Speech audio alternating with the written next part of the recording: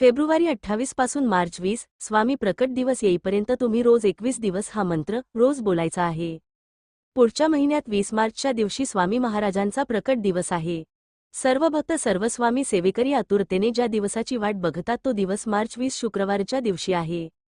श्री अक्कलकोट स्वामी महाराजांचा प्रकट दिवस 28 तारखेपासून म्हणजे फेब्रुवारी 28 पासून 20 तारखेपर्यंत मार्च 20 पर्यंत एकूण 21 दिवसांचा हा कालावधी आहे।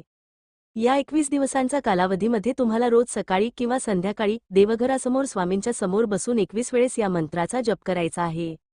जर तुम्ही खरे स्वामींचे भक्त असाल, तुमच्या मनात काही इच्छा असतील, काही प्रश्न असतील, स्वामी प्रसन्न व्हावे, त्यांचा अनुभव यावा, त्यांची प्रचिती यावी असं तुम्हाला वाटत असेल, तर तुम्ही रोज तुमच्या देवघरासमोरच बसून फक्त 21 वेळेस सकाळी किंवा संध्याकाळी या मंत्राचा जप करावा। हा मंत्र म्हणजे श्री अक्कलकोट स्वामी स्वामी समर्थाय नमः। अगदी सावकाश हळवारपणे तुम्ही या मंत्राचा जप करा।